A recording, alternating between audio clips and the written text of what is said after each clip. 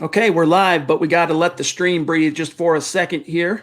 Got to bring in Facebook, get everybody together before we dive in. And we are good. Welcome in, everybody, to the Huddle Up podcast, presented as always by Mile High Huddle, powered by Overtime Media. I'm your host, Chad Jensen, and with me, as always, my partner in crime, my co-host, my fellow football priest.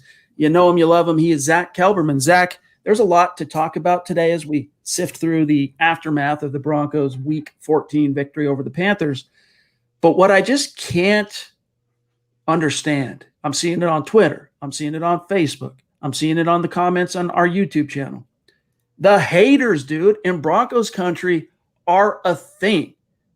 I don't understand why such a large swath of Broncos country, instead of looking they are looking the gift horse in the mouth with regard to Drew Lock. Instead of just going right on, we finally saw some really strong signs of progress. They're going, Chad, real quick, let them hate. It's exactly why we have this shirt. It's exactly why we have the hashtag. Exactly why we have the mindset around this podcast about Drew Lock. It's because, like we mentioned last night, Chad, some people, not just Broncos fans, refuse to be happy. They love reveling in misery. They love being righteous and indignatious about something, and that's exactly what these Drew Lock haters are. If they were fans of Denver, true fans of Denver, they want to see Lock do well because that means the Broncos are doing well. They want to root for the young quarterback and not root against him. They're rooting for the name on the back of the jersey, not the front of the jersey. Those aren't true fans to me. I just think it's ridiculous. I've also been tagged or added, whatever you want to call it, on Twitter, saw it on YouTube, saw it on Facebook as well, from fans saying that, Chad and Zack at Mile High Huddle they've already put Drew Lock in the Hall of Fame. And so ridiculous. It couldn't be further from the truth. It's funny to see. I mean, because these same people, we don't really see them in the stream. Like, we're not seeing them as much. Not to say that we don't get dissent and we don't get good, vibrant conversation and engagement in our live streams, but these same people, they don't come at us when we're live, because then we could actually talk about it. We could suss it out. We could address the issues. Listen, no one here, even counting yesterday's game in Carolina, no one here is saying Drew Lock is the man, book it, it's done, guaranteed. We've never said that, ever. All right? I think the closest we've gotten, Zack, is that we've said, and this is, I'll just speak for myself, the closest I've gotten is by saying the kid has franchise tools. I've been saying that since before he was drafted. And he's just raw. He needs time. He needs to be developed. And then the most recent thing I said on the topic before the Panthers game was that if it were up to me, I'm the Broncos. I've invested this far. I've built the nest up to this point. I've put in the effort and time and man hours to develop him up to this point. I'm giving him 2021. I don't see how that, Zack, can be interpreted as putting him in the Hall of Fame. I understand the tweet you're referencing, because I want to answer it on Twitter, because you might want to get your hearing checked. Whoever is the invisible pseudo hater out there listening to us, I said on last night's pod specifically, this doesn't make him the guy. This doesn't make him a Pro Bowler, just as a loss didn't make him a bust. Or did it make him not the guy? The truth is always somewhere in the middle. And we've been fairly balanced and objective with Lock, praising him where it's been warranted and criticizing him where it's been warranted as well. Yesterday happened to have been a really good game by a young quarterback. And when that young quarterback has been struggling the entire season, or most of it, he throws for 4 touchdowns, no picks, a passer rating above 149. After what Broncos country witnessed since Peyton Manning, the Simeons, Osweilers, Lynch, Case Keenum, Joe Flacco, why wouldn't you want to see and enjoy and experience a young quarterback stepping up and taking ownership of that role? You can still be tentative and apprehensive about crowning him or going forward with Lock as the quarterback, but at least recognize it was a major step forward, a leap forward for a young quarterback, and it makes the Broncos better when he's better. It works hand in hand. I want you guys to take a look at something here and tell me if this is the mark of a fool's gold, excuse me, or of a quarterback that is, it's not real, right? It's a fugazi, however you want to pronounce it. Lock has career day against Panthers. Let me read to you. I'll list it for those listening. There are 5 quarterbacks in Broncos history, or I should say 5 single game performances by Broncos quarterbacks of 146 quarterback rating or greater. Two of the names on the list are Peyton Manning and John Elway, and the other one is Drew Lock. As you can see here, it was on Sunday, Drew Lock's 149.5 QB rating was the third highest single game rating for a Broncos quarterback ever. The only two that have done better was Peyton Manning back in 2014 in that San Francisco game where he threw touchdown number 509 to break the Brett Favre record. And then John Elway back in 95 against Arizona. I was actually at that game with 156. So it goes Peyton Manning, 157.2, John Elway, 156, and then Drew Lock. Now, that could be, it's fair to say, Zach, that could be an outlier. It could end up being a flash in the pan. But listen to me, it's not. Do you realize how many things, Zach, have to go right in order to produce a game like this? Right.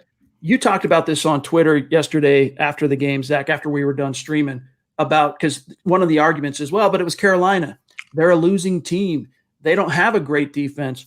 But I want to say on Twitter, you talked about or you focused on some of the quarterback performances this year that have gone against Carolina. Yep. It hasn't been pretty. That's a better defense than you think. And besides, even if it's one of the worst, it's the NFL. Right.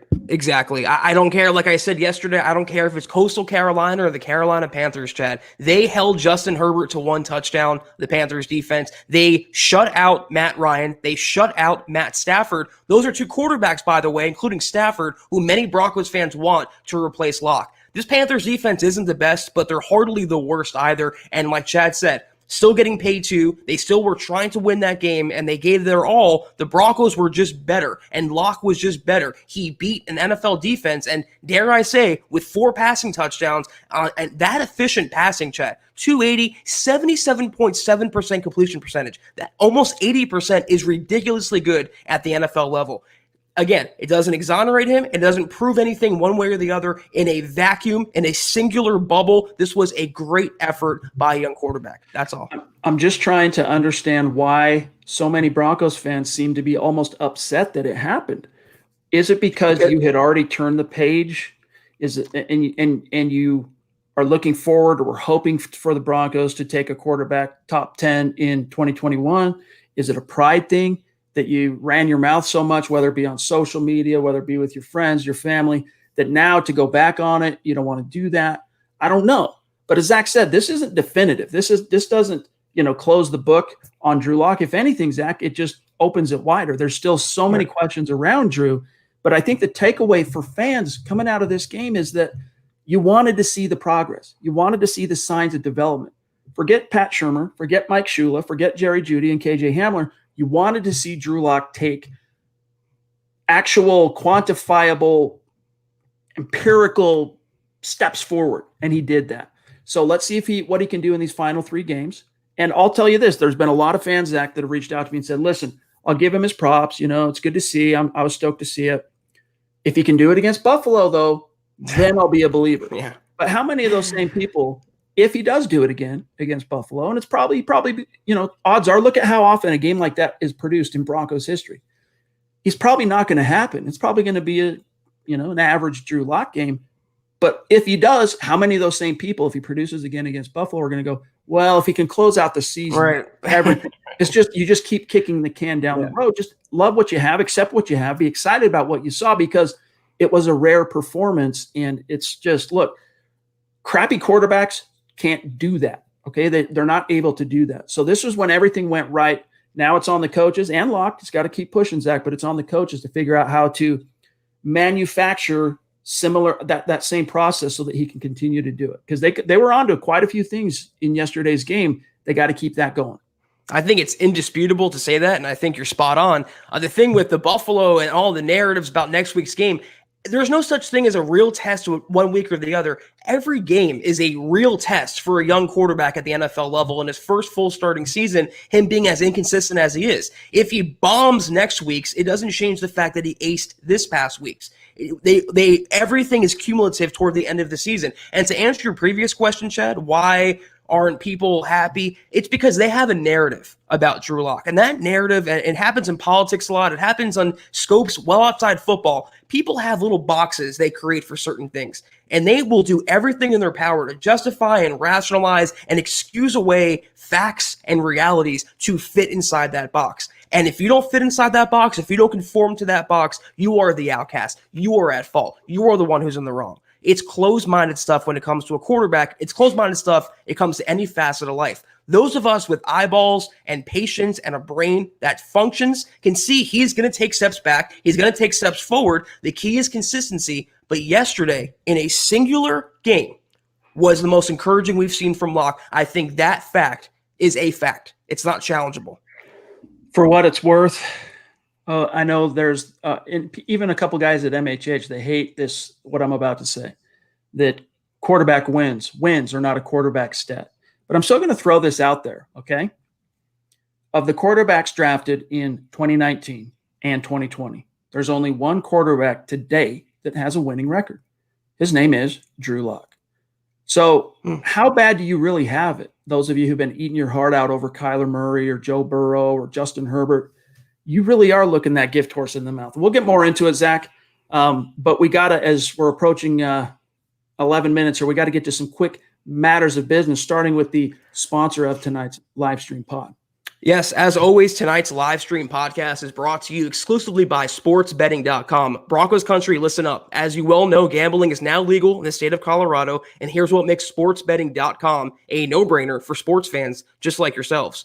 Sharp odds and low juice. In-house bookmakers. They're not a third-party service. They have reduced juice and the best prices you will find anywhere out there. Hassle-free bonuses with a one-time rollover. That means when you bet the money, the bonus is yours after you bet it one time. Whereas other sites, they make you bet it from 5 to 30 times to keep that rollover bonus money. Finally, 24/7 live customer support. When you contact sportsbetting.com, you are always getting a real live human being in the good old US of A. Never someone overseas, never a robot, always a real live human. But here's the kicker. At sportsbetting.com, you get a 100% risk-free week of sports betting up to $1,000. Not just one bet, guys, but all of your bets. Play for a week, and if your losses exceed your winnings at the end of the week, sportsbetting.com will cover 100% of the difference up to $1,000 with a one-time rollover. So head on over to sportsbetting.com/milehighhuddle. That's sportsbetting.com/milehighhuddle and capitalize on a risk-free week of sports betting up to $1,000.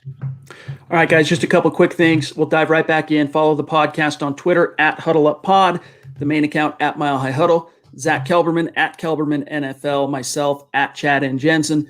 Check out the merch store if you are of a mind to. Gentle reminder here. For some reason, it's not clicking. HuddleUpPod.com. Get your swag on. Get a hat, get a T-shirt. It's another way to support what we're doing here at MHH. Also, shout out to our Facebook supporters.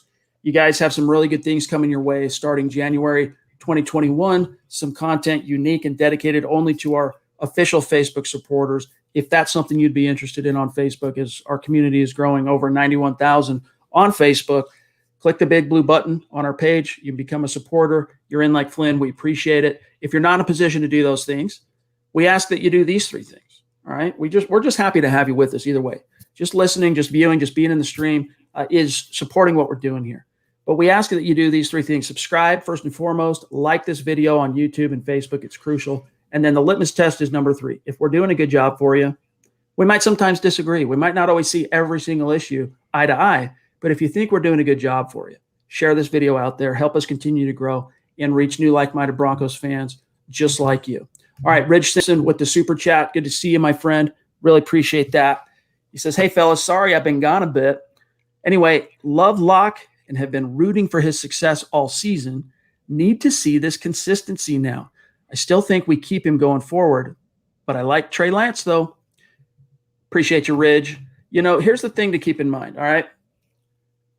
You got to throw out the New Orleans game because he didn't play, but it kind of interrupted his modest momentum he built up. But, Zach, following that first pick or the pick on the first possession against Miami, Drew played a really good game against a winning team against the Dolphins and beat the Dolphins.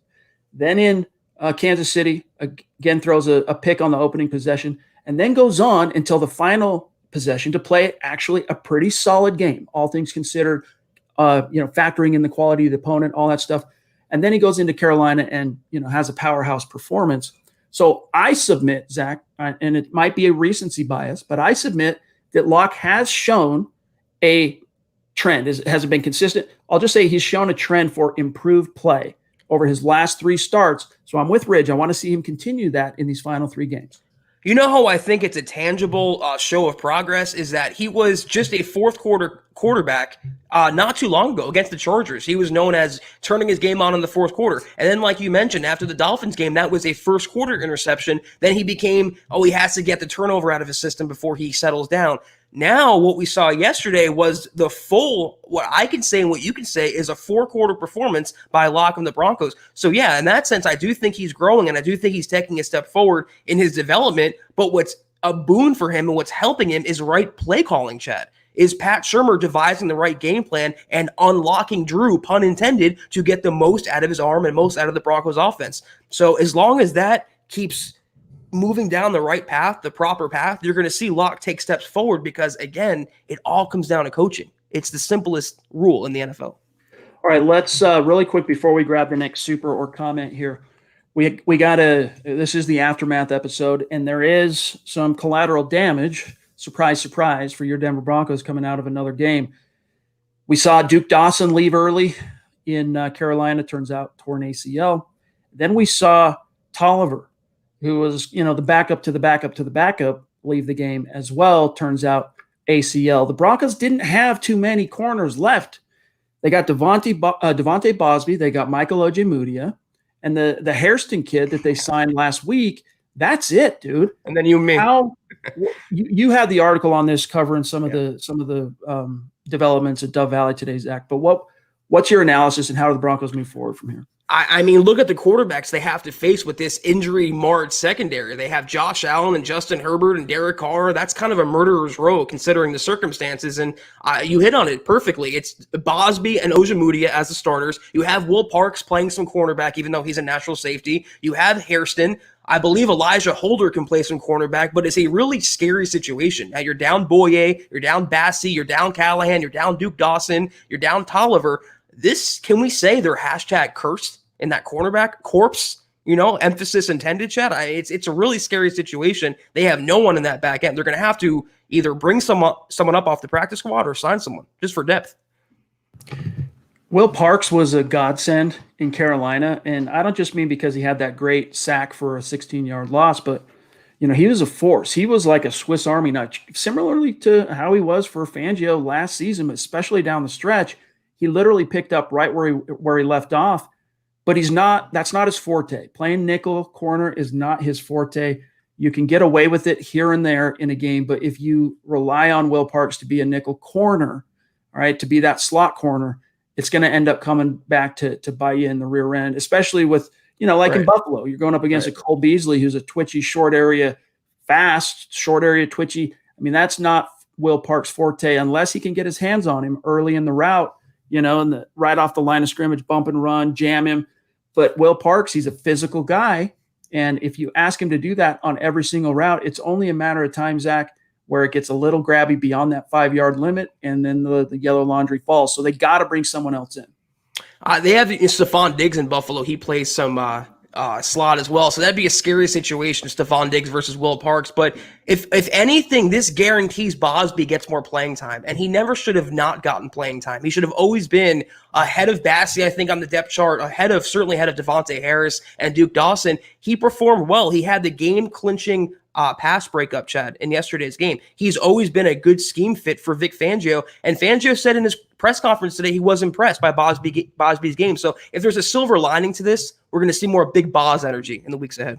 But it was a quintessential Fangio underhanded compliment because as he compliments, he also disses Bosby for, he let a few get completed underneath in front of him that he was kind of slow to react to. Real quick, JB, that is a luscious beard, my dog. I mean, you need some like beard oil or something, dude. That's a luscious beard. Promo code Huddle. Let's grab Logan. John, appreciate the super chat, Logan. It's good to see you, my friend. He says, some of y'all still want to put Brett Rypien in.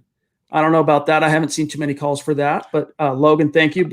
Zach, you had an interesting story, though. Last night after the game, Drew was asked about Brett and just kind of that relationship. And he talked about some of the advice he's actually taken and accepted from his backup, Brett Rypien. Well, first of all, isn't it funny, Chad, how there's no calls for Rypien? There's no calls for Blake Bortles. There's no calls for another quarterback after Locke plays his game yesterday. But, Coach Brett Rypien is inevitable at this point. The guy is just a mentor for Locke on the sideline. And he said to him, you're a special player, but you have to do your job. And doing your job entails taking what's in front of you and using that to set up the deep ball. He really brought Locke back down to earth yesterday and gave him some tough love, but perfect advice that worked out against the Panthers. They took what was in front of him around the line of scrimmage, high percentage completions, and it set up the deep balls to Hamler. That is how you run an offense, and that is how you quarterback against any defense in the NFL. Thank God, Chad. Drew Lock has a mentor like Rypien compared to last year when Flacco was ignoring him. Yeah, I would definitely advise everyone head on over to milehighhuddle.com after tonight's stream and read this article, because he does share some really interesting insights of the relationship that he has built with Brett Rypien. And you can tell it's not some kind of a subservient, you're my backup, how dare you dynamic. Oh, no, the opposite. These are bros. And it's like, it's like if your best friend pulls you aside and he's like, hey dude, you need to chill on this, or have you ever thought about maybe doing this instead of what you're doing? You might flare a little, but most of the time, if it's your bro, if it's your big brother or something, you're going to go, all right, I'll listen. And what's crazy about this, Zach, is that they came in together, right? They were rookies last year together. One got drafted high, second round pick. One didn't get drafted. And I think you're right that it kind of is a foreshadowing of Brett Rypien's ultimate destiny in coaching at some point, but it also shows you how much respect Drew has for Rypien's insight. Let me tell you something. I want that person to pull me over and say, listen, you're doing this wrong, because that's a true friend. That's a true bro, is to stop you before you embarrass yourself more or hurt yourself more or hurt your team more in this case. And Brett Rypien understands playing quarterback, obviously. He recognizes Drew Lock's talent, his physical talent, and he's trying to help him put it together mentally. It's too bad we can't put Brett Rypien's brain in Drew Lock's body. We'd have the perfect quarterback. All right, let's grab this super from the Broncos Wizard. Mundungus Creevy jumping in. It's good to see you, Mike. Appreciate the super chat, as always, my brother. Just a little. He says, Drew throws a good pass. Kelberman, great throw. Lock. Hold on, let me do this. I gotta do the emphasis right.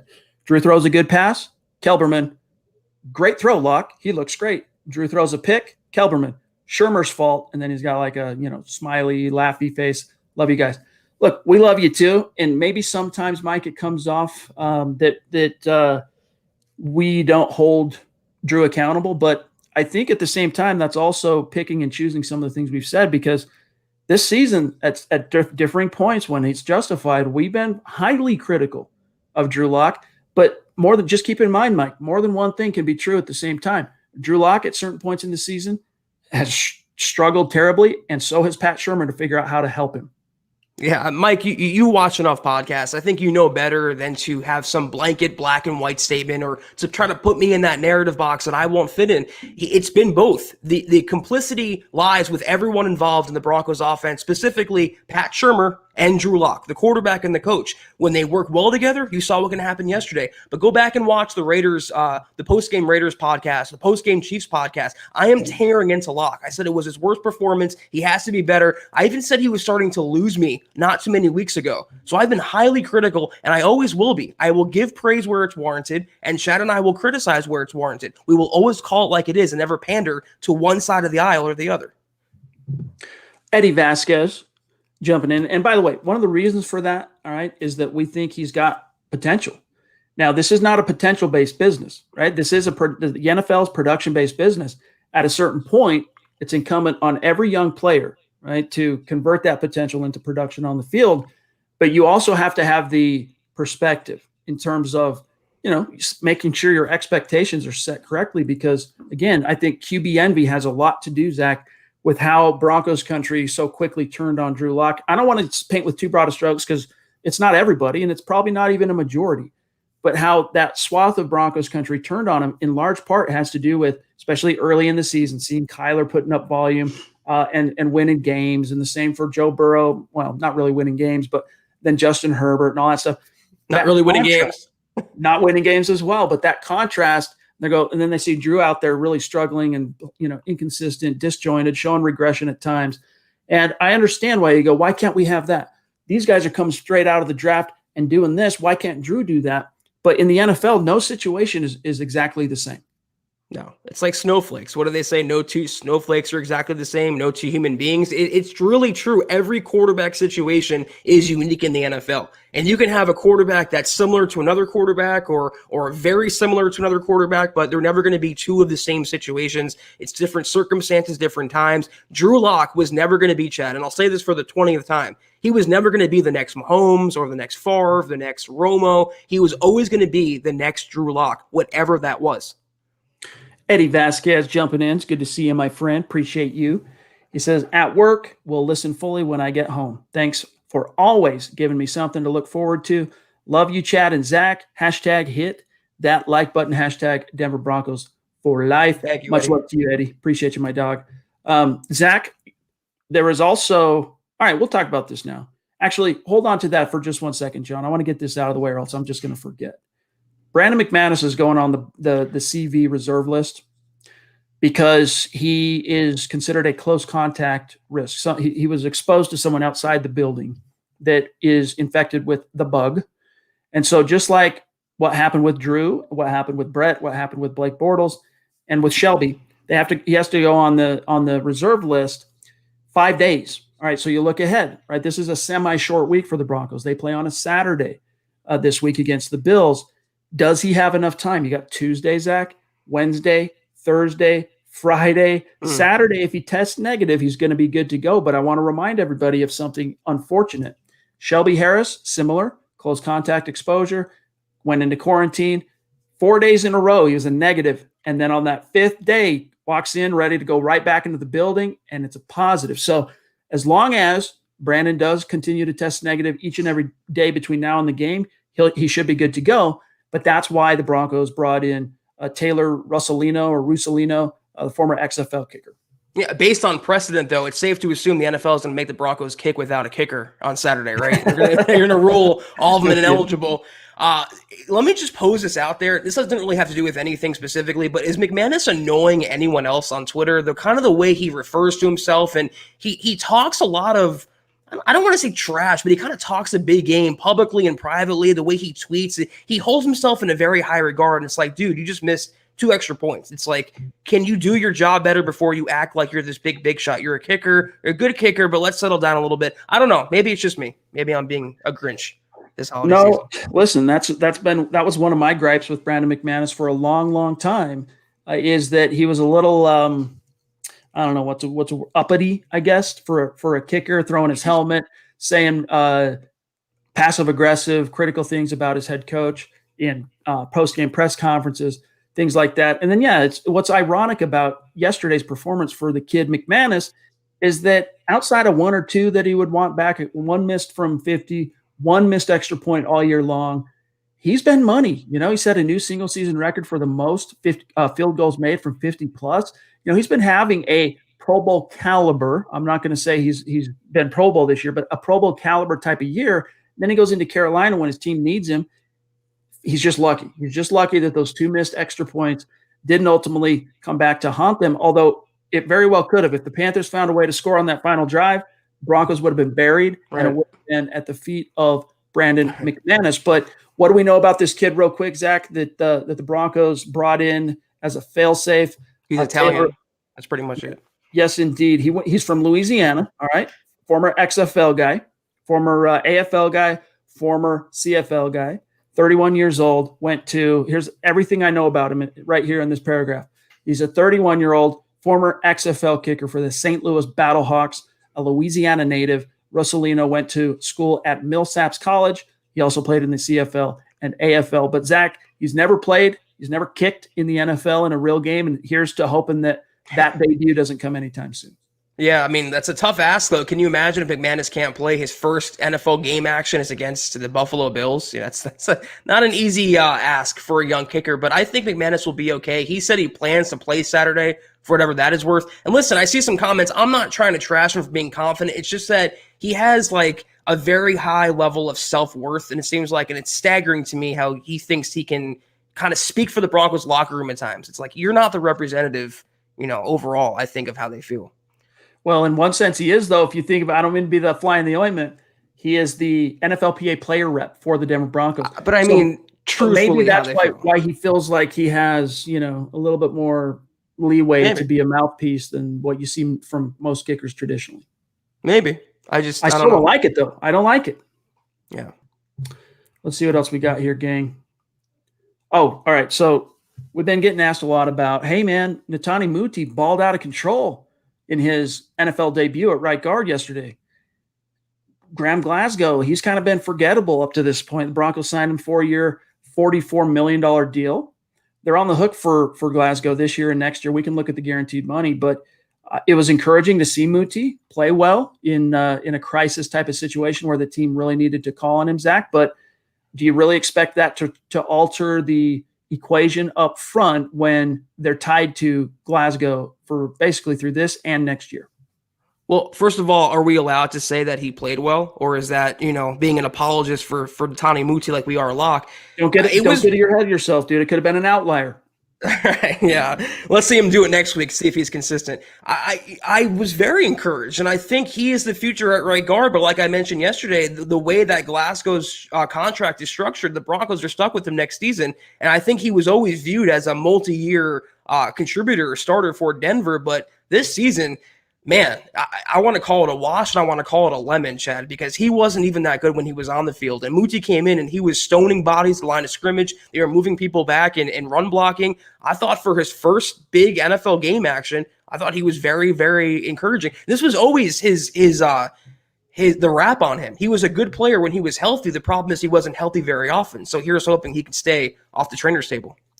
I just want to take a look at this real quick over at our friends at Over the Cap. Here's Graham Glasgow's numbers real quick. So this year, of course, on the books, 2021, his cap number, he's got an $8.4 million base salary. His cap number is $12 million.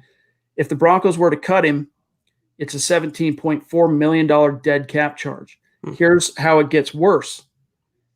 2022, it's a little less painful, but if they were to move on from Glasgow, Zach, it's $6 million in dead money in 2022 and $3 million in dead money in 2023 because of the signing bonus he garnered, which was, I'll tell you, let me see here.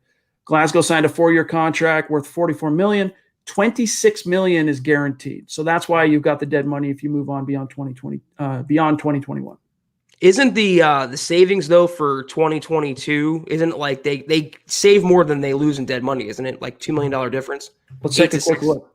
We can all follow along on this. So I believe I might be wrong. Here's how it shakes out. All right, 2021. So he would have on 2022, his cap number would be $12 million. So they would come out $6 million ahead if they were to cut him. Right, because the dead cap charge would be $6 million as opposed to his cap number of $12 million. And that would improve to a cap savings of $11 million the year prior. But it's still, it's ironic because, Zach, for the first 5 years of, I'll say the first 6 years of John Elway's front office regime, the Broncos were one of the top 2 or 3 best teams in the league when it comes to avoiding dead money. But in all these losing years, post Super Bowl 50, they become one of the teams with the most dead money. And if things were to change with Glasgow, if they sour on him, or if he doesn't kind of turn the ship around, he would be another guy adding to that down the road. It's just when you think about the Broncos committed $51 million to Juwan James and $44 million to Graham Glasgow, $95 million overall, $58 million in guarantees between the two players. They've combined to play 13 games out of a possible 29 now. So it's that right side of the offensive line for Denver next year with James and Glasgow. They are locked into those spots, starting spots, because of their salary alone. But that's the only reason, is they've drafted, the Broncos have drafted well on the left side, and they've kind of ignored the right side with some of the recent moves in the draft. I hope that Glasgow can pick it up, but he's looking like a Juwan James to me, Chad. He's not even available. When he is, he's not that impressive. Yeah, I really expected to see more from him in terms of just better play. I expected to see a more competent pro, and he hasn't been bad. He just hasn't been Luis Vasquez 2012. Given a big contract, a lucrative free agent deal, goes on to produce an all-pro year in year one, justifying that contract. And then even 2013, he started getting banged up in those ensuing years a little bit, did Luis Vasquez. But 2015, man, him and Evan Mathis is that guard tandem. He played a little right tackle in between. He was just a lunch pail, whatever they needed guy, and the Broncos more than got their money's worth out of Luis Vasquez. They're not getting that up to this point with Glasgow, but there's time to turn the ship around. Now, John, you had that question. I didn't see who it was from about, well, couldn't he play other positions? Yeah, you could move Glasgow to center. You could put him at center, but then you're giving up on a highly drafted Lloyd Cushenberry, who has finally started to show some signs of progress. I don't love that idea. I don't either. And then you open up a hole at right guard. Okay, you put Muti in there, but what if he gets injured? Then you're right back into square one. The Broncos signed him to be a right guard. That's why they drafted a pure center in Cushenberry. So it's either he succeeds next year at right guard or he's shown the door in 2022. The takeaway here is the Broncos are stuck with Glasgow, just like Juwan James next season. All right, let me see what else we got here in the stream from Dennis Woods, rocking the dad hat. The MHH dad hat like a boss. Good to see you. And thank you, Dennis. He says, give him, talking about Locke, a full offseason, training camp, reps, coaching, preseason, etc. If he doesn't do well in 2021, I'll consider bringing in a different quarterback.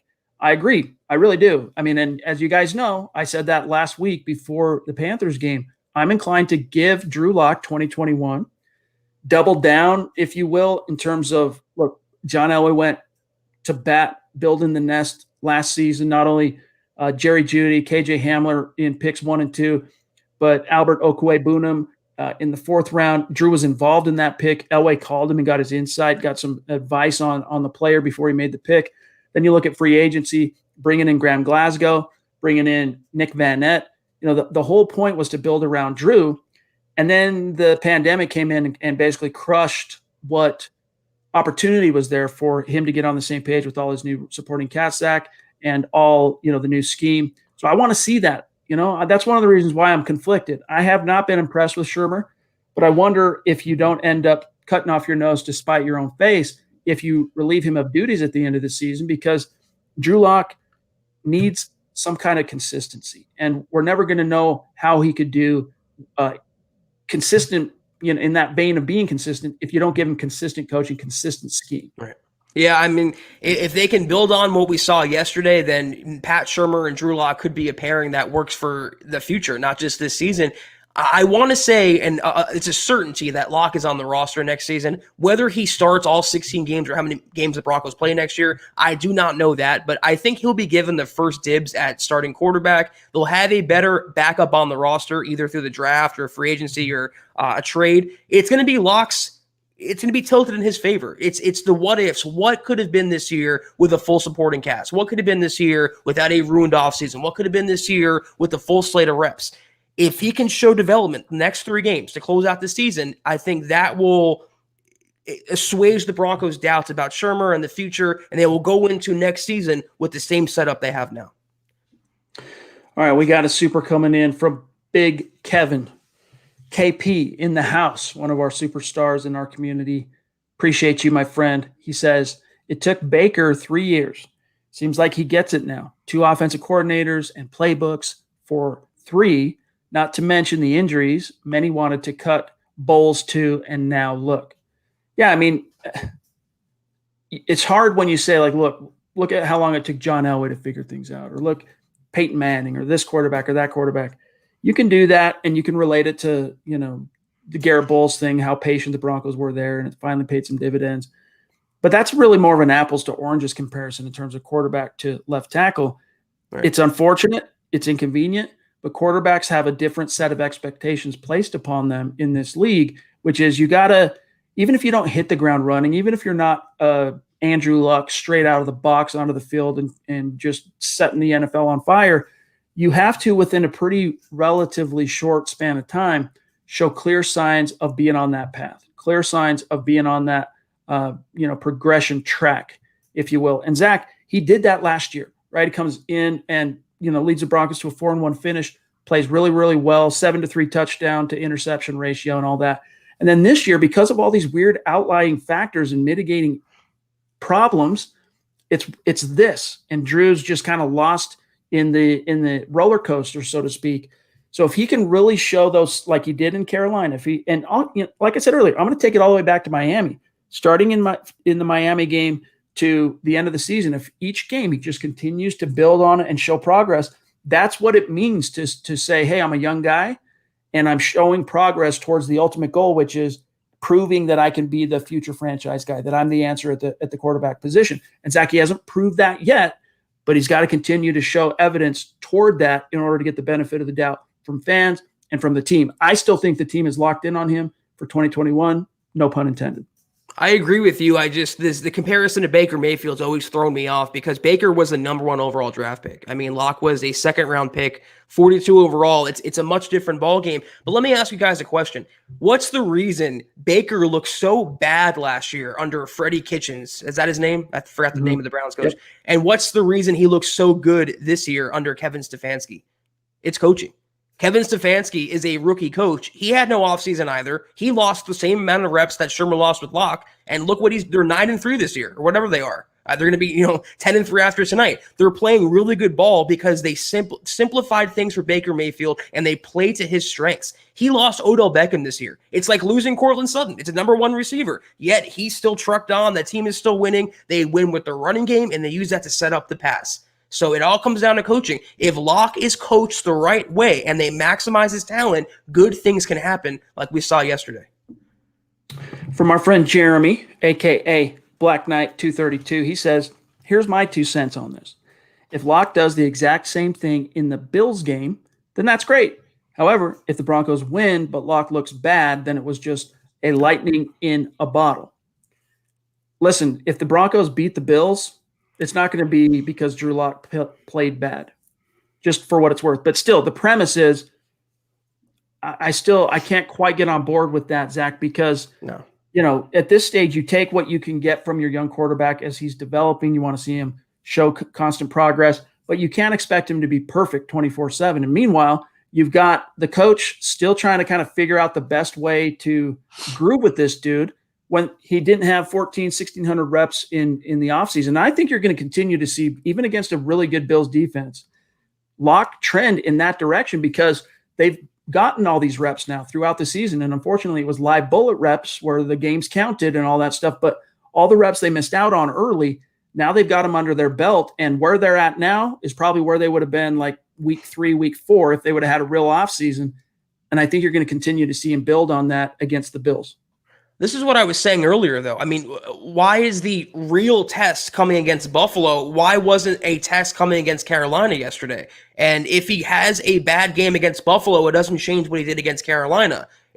Those two things never work hand in hand. He can't be judged from one week to another. You have to take the full body of work at the end of the year and make your opinion, just like the Broncos will, on Locke as the quarterback of the future. It's a game-by-game progression with him. If they go out and bomb, if he fails his test against Buffalo, it doesn't change the good that he's done this season. It doesn't make him a bust. If they go out and, Chad, you nailed it. If they win this week, it's because Locke stepped up and he made plays to combat Josh Allen. If he wins this week, it doesn't necessarily mean he's the guy or he's the face of the franchise. It's too reactionary. And maybe, Chad, you and I are just gray people. We're not black and white kind of people. We're a little more realistic than idealistic, but I don't see Locke as, good, bad, good, bad, good Drew, bad Drew. It's really the process of a young quarterback. You're going to see some good, some bad, some good. It's not a clear pattern and not a clear path you can follow game by game.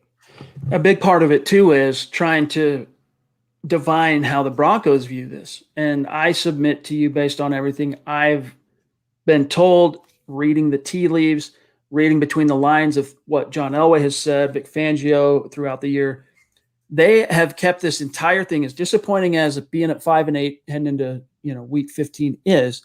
They've kept this entire thing in perspective, understanding the unique hurdles that Locke and Shermer and the entire offense and the team, frankly, have had to overcome this year, and they're not overreacting. And maybe if there was a different ownership situation, it might be different in terms of how they would ultimately view Drew.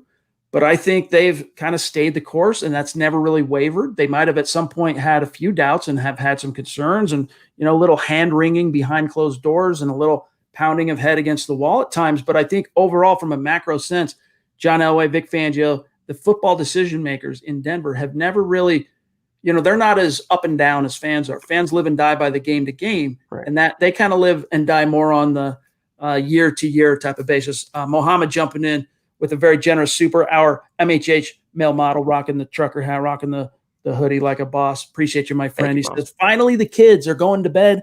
I can enjoy the podcast. I feel you, dude. I know exactly how it goes. Hopefully you are enjoying though, Mohammed. Thank you for stopping in tonight. Good to see you. All right, we're sitting here at 45 minutes. We got a little time left here. Lawrence Rivera jumping in with a super. Thank you, my friend. It's good to see you. And Lawrence, if you're on Twitter, reach out and connect. Shout out to Zach and I so we can connect with you and shout you out after these shows. Because I try to find you on Twitter after, you've been really active on Super Chat the last few weeks, and I can't find you. So if you're on Twitter, reach out, let us know who you are. But he says, I don't know. I think it's just me, but no way did Locke's performance look as good as Manning's or Elway's 158.3 rating games. Manning literally went 2 drives without an incompletion. It's insane how he got to 158.3. And Zach, I'll somewhat agree with Lawrence in that for those of you that were with us in the halftime stream yesterday in the rapid reaction, I was like, hey, man, more good than bad. But early on, Drew still kind of feels a little disjointed. But then in the second half, man, he just turned it on and played. He just took it to another level. And that's what you've been wanting to see, because it's not like Zach, he was void of production in the first half. He did produce in the first half, but then he took it to another level in the second half. You want to see that from your young quarterback.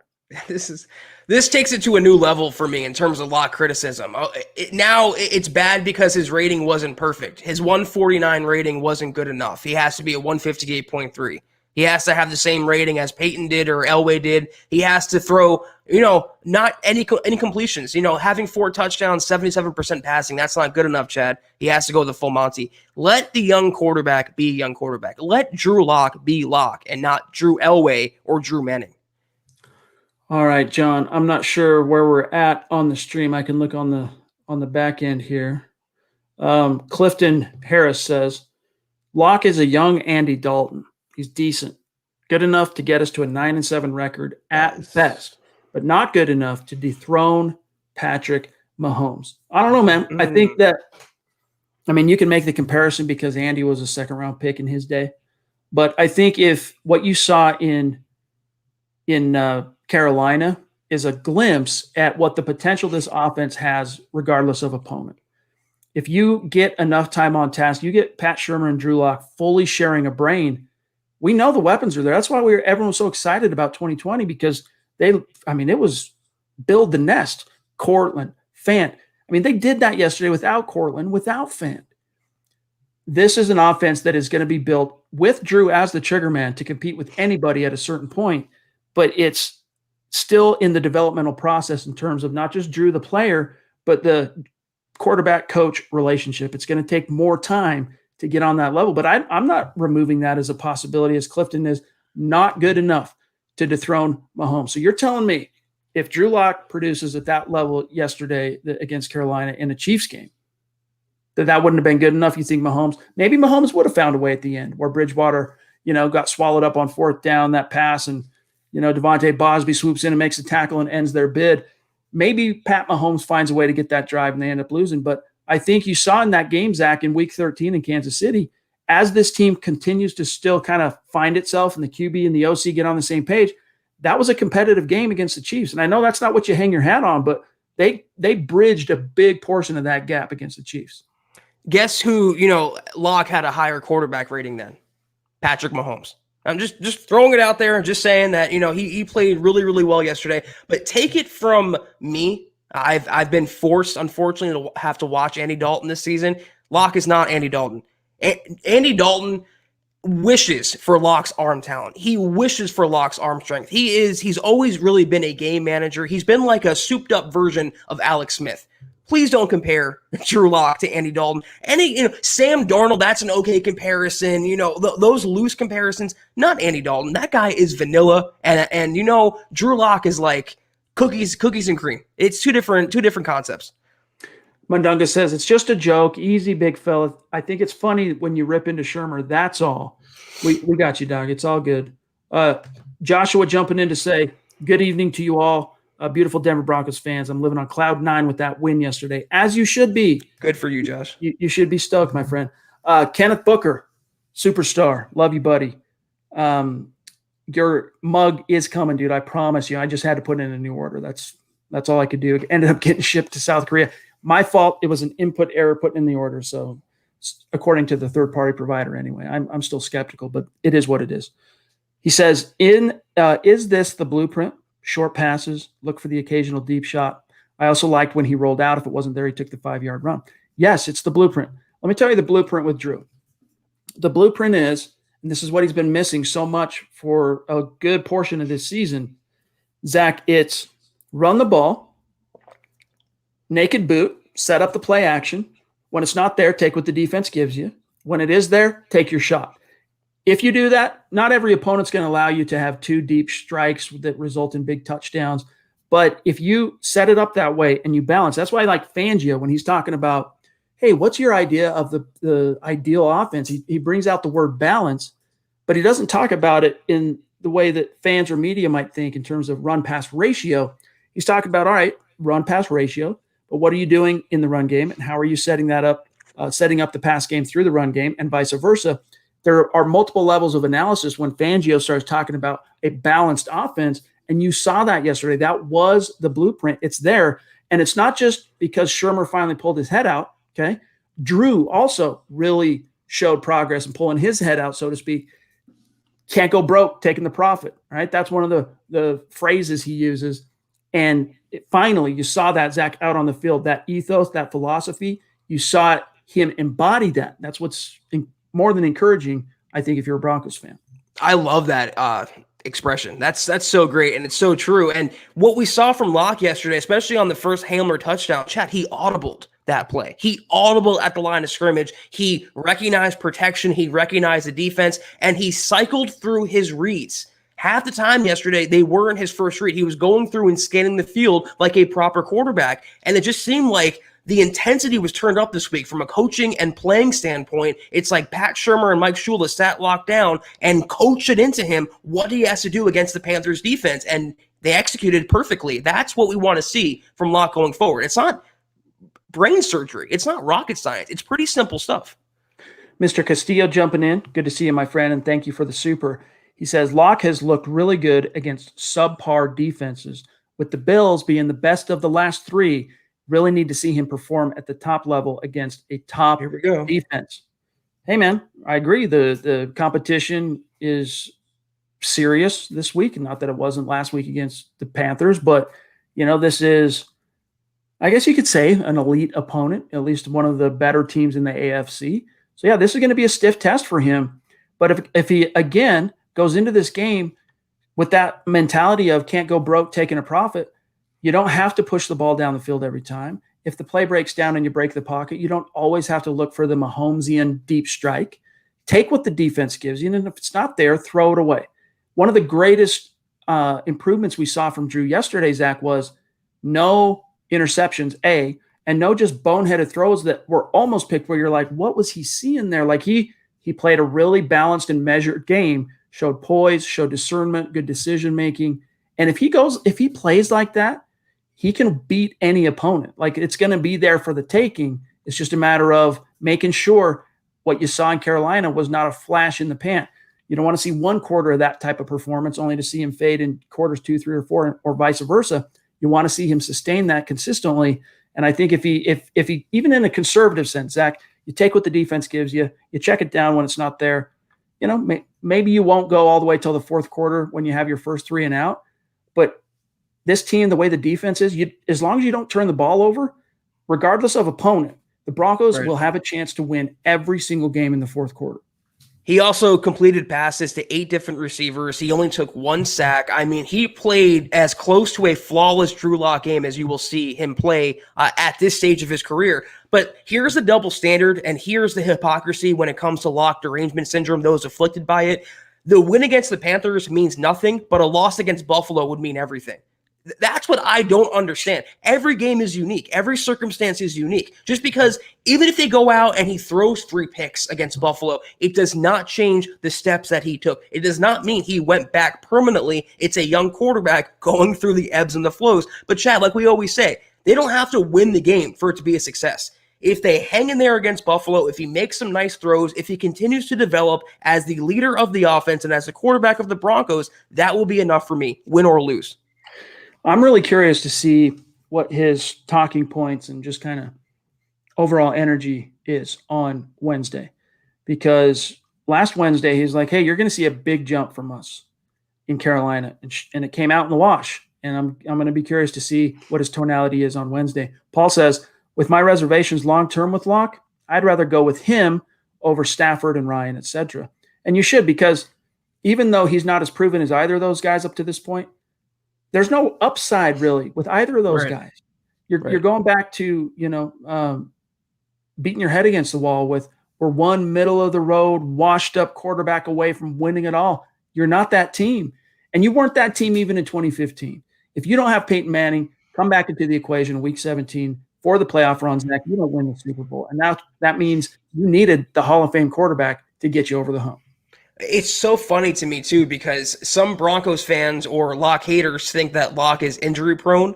But yet, guess who I see every week with a new injury? Matt Stafford. I mean, even today he missed practice and now he might not play. I don't want that guy in my team. I would go with the young, gritty quarterback who has upside and a potential future over Stafford, who his prime has passed him by. I think he's mostly a ruined quarterback at this stage of his career. And like you hit on it, there's no future with Matt Ryan. There's no future with Matt Stafford. There's no future with any of these Band-Aid quarterbacks. You have to build from within. Draft your guy, develop your guy, and win with your guy.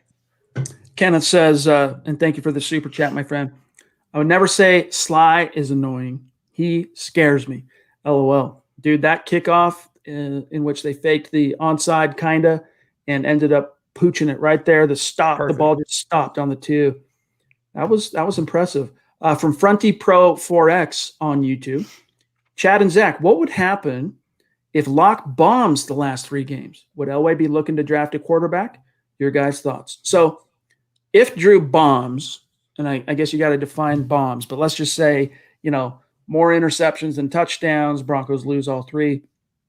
I think it's a conversation. They got to decide how they prioritize the quarterback position in 2021. But I still think this is a team that is inclined from the front office perspective to give Drew 2021, depending on how he finishes this season, might alter, Zach, not necessarily what they do in round 1 or 2, but what they might do in free agency in terms of bringing in a more established veteran to kind of not only kind of mentor Locke, but kind of be that unspoken threat of, look, dude, we've got a guy that we can trust.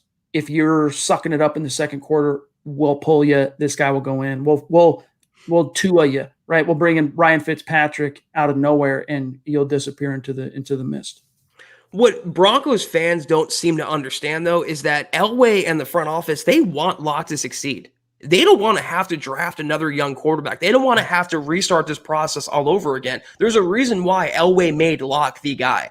That the veteran quarterback buck stopped with Drew Lock. There's a reason for that. Elway was very high and remains very high on Locke as a quarterbacking prospect, and he's not going to just dump him after one injury and pandemic-ruined season. So I'm with you. I think the inclination is to have Locke be the starter next season, though my own preface is it's not going to be handed to him completely. He's not going to be grandfathered in. You're not going to have a sham of a backup like a Jeff Driscoll or Blake Bortles. He will bring in a young quarterback.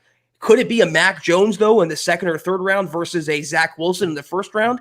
That might be the direction to go. But Locke will be on the roster and more than likely under center next September. All right, we are approaching the 1 hour mark, so we got to rapid fire these remaining supers. We love each and every one of you. We're never going to leave you out in the cold. DH3, my dog, I'm glad to see you here tonight. Thank you for the super chat, because I wanted to give you some props, my friend. I'm trying to remember what article it was.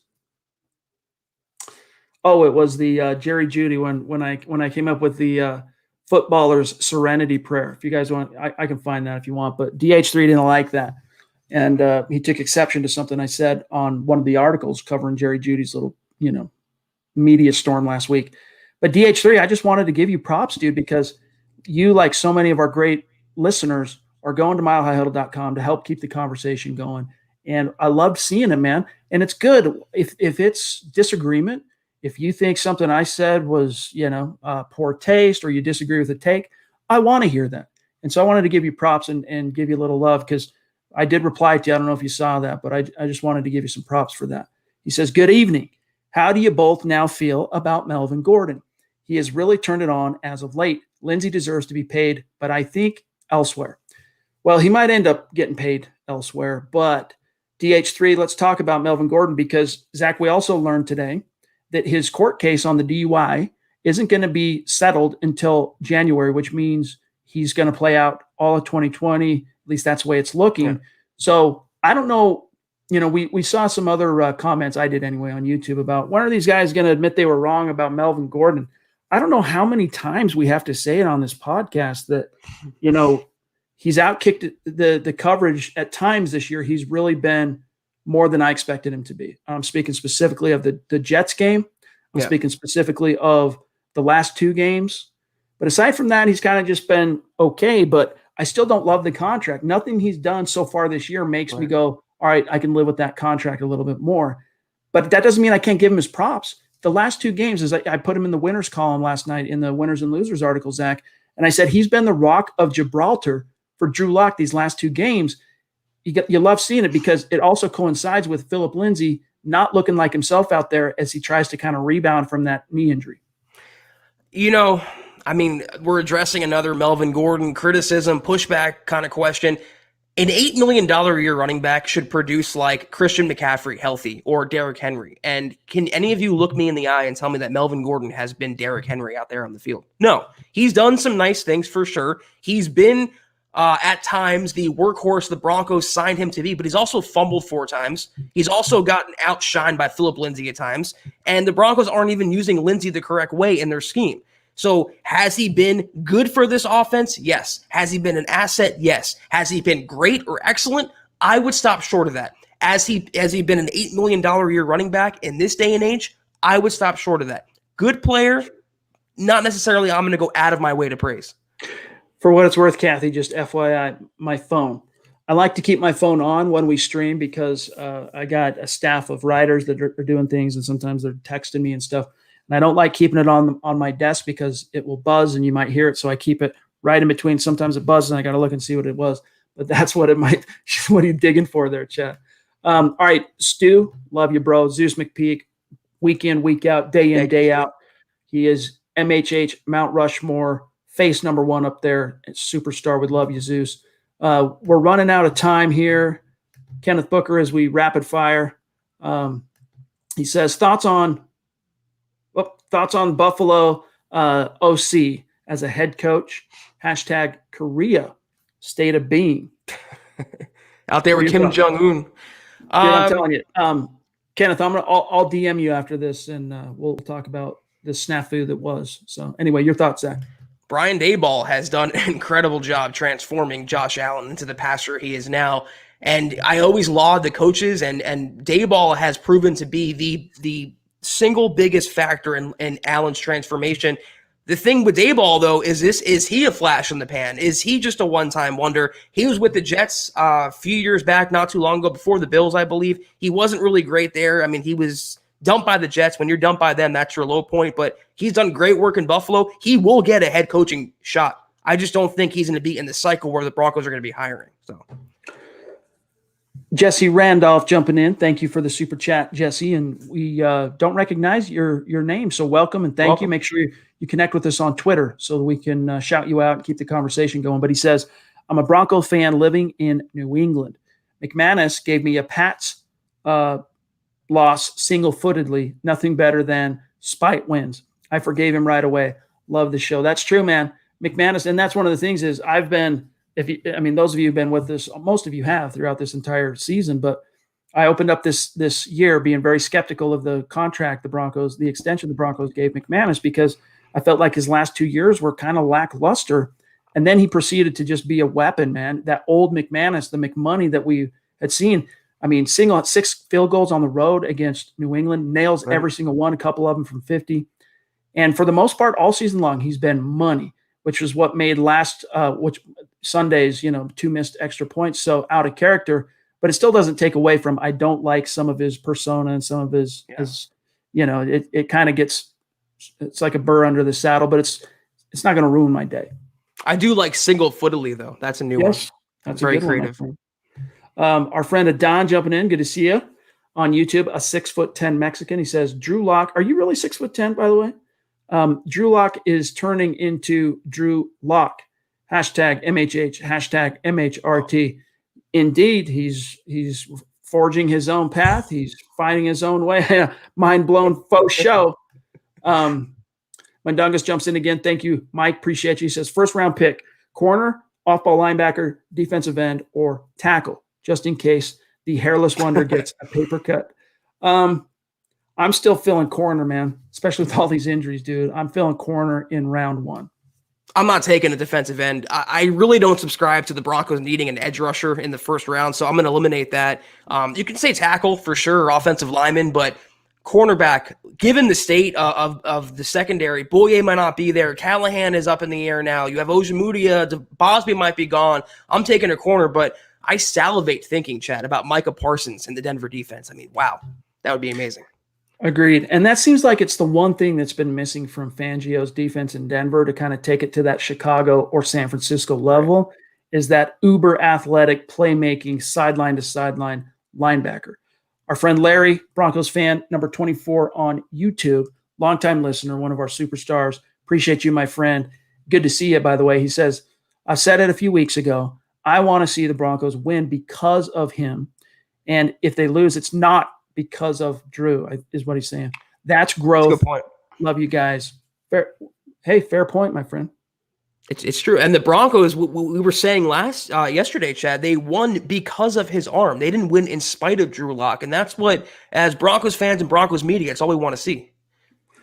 Larry says with another super, and thank you, my friend, Stafford scored a whopping 0 points against the same Panthers defense 2 weeks ago. That's why it's like, look, you can dismiss the Panthers at 4-8, but it's the NFL, man. And they've made some veteran quarterbacks, some of whom there are portions of Broncos country who've been pining for in 2021. Like, man, if we could get Matt Ryan in Denver, if we could get Matt Stafford, those two that same defense made those two quarterbacks look like schmucks. So good word. Yeah, Detroit was actually shut out in that game. Matt Ryan in Atlanta, he was held without a touchdown pass. Herbert was held to 1 touchdown pass by Carolina. And didn't the Panthers beat the Seahawks, if I remember correctly? So they're not exactly that bad. They're not, this high school level peewee joke franchise. It's an NFL team. Dennis Woods jumping in again. Thank you, my friend. He says, Shermer needs to call a good game as well versus the Bills. I agree, but you know what? Look, the Kansas City game was just, it's Kansas City. I still think it was signs of Shermer taking a step forward, but similar to Locke, and it's no coincidence. Again, I don't believe in coincidence. Locke played better in Miami because the game plan from Shermer was improved. The Broncos were able to kind of keep up with and make it competitive against Kansas City because Locke played better after one bad interception to open, and because Shermer schemed better, and the same goes for the Panthers game. So we're with you on that, Dennis. I'll take it a step further, though. The offensive line has to have a good game. I know the receivers have to catch their passes. The running backs have to make their runs. It's never just one factor or another. It's an entire operation. There's 11 people on the field. There's several coaches on the sideline, up in the booth. It's an entire orchestra. It's a concert. And when one instrument is broken, the entire thing is off tune. The ultimate team sport, baby. That's right. Manny Wise, longtime listener, longtime superstar. It's good to see you, Manny. Jumping in, appreciate you. He says, Locke and the Broncos took advantage of a Panthers weakness on defense, which is the passing game. Great to see. True. Eric Trickle, he pointed to Jerry Jeudy as the rookie to watch in week 14 against the Panthers, and his premise was 100% on the money. It ended up being a different rookie, KJ Hamler, but the premise proved true, and that was that the Panthers were weak at corner. And you saw that come out in the wash in a big, bad way, not only with KJ Hamler's 2 big plays, but just overall in the passing game, the Broncos were able to really feast on them. I still want to see Jerry Jeudy get, for Locke to find a way to get him more involved and for Shermer to find a way to get Jeudy more involved. But, with the way this season has gone, Zach, beggars can't be choosers. I think Rasul Douglas, though, in Carolina is still having nightmares about KJ Hamler. He got roasted twice. And I said this yesterday. It seemed like for once, and I said it tonight, that the Broncos specifically game planned for Carolina's defense. It seemed like for once the Broncos coaches and Pat Shermer, they had a specific game plan to attack an opponent's weakness. And when you devise something like that and then call plays in the game to your quarterback's strengths, 4 touchdowns, 77% completion percentage, and a victory. That's what happens. Judah Walker jumping in. Thank you, Judah. Make sure you connect with us on Twitter so that we can shout you out after the show. He says, how does a backup quarterback help Locke? Won't that hurt Rypien's spot? So I think he's talking about bringing in like a veteran next year. I'm not convinced they're going to do that for sure. They probably will, because Jeff Driscoll, if that's your fail-safe's fail-safe, I mean, that's we saw earlier this year, that ain't good. But I still think the Broncos are a lot more inclined to roll with Locke and Rypien as the guys in 2021. And then take someone in the middle rounds, which is what I would do. Maybe a Mac Jones in the 3rd round. Then you have Locke is a veteran by this point now, and so is Brett Rypien by next season. So you have 2 veteran-type players. You have a young rookie on your roster who maybe you have something and maybe you don't. You can develop, and then you're youthful at that position. And also, you're not wasting money. If you bring in a veteran like a Fitzpatrick or maybe a Carson Wentz, you're paying at least, $10 million a year? Whereas a rookie would be $1 million a year. It's a much big difference when the Broncos have to pay a lot of players on the roster next season. BD, our friend Bradley, jumping in with a question for Zach. He says, I like the team chemistry. Zach, did you see how Drew Lock was talking up his receivers and the O-line between series? Good signs. Because he's a leader, Chad, and this is the intangible quality we all saw about Locke last year, this offseason, marching with them, and he really took ownership of that position, and everyone around him respects him. That's a good sign. Yes, Josh, pay the man, Shelby Harris. We're with you on that. Hey, Shelby. Spartan2492, good to see you, my friend. Reach out to us on Twitter, connect. He says, what's up, Huddle Up Podcast? What is the solution to fix these season-ending injuries for next year? Almost every game, we lose a key player. Another strength and conditioning coach. Your thoughts? Man, that's a question at the 11th hour that we could let our hair down, but we don't have time. What is your solution, Zach? Because, really it has to do so much with the pandemic affecting the offseason and whatnot. But Zach and I have been relatively vocal critics of Lauren Landau just because of the results. You can't get away from the fact that the Broncos have been inordinately affected by the injury bug.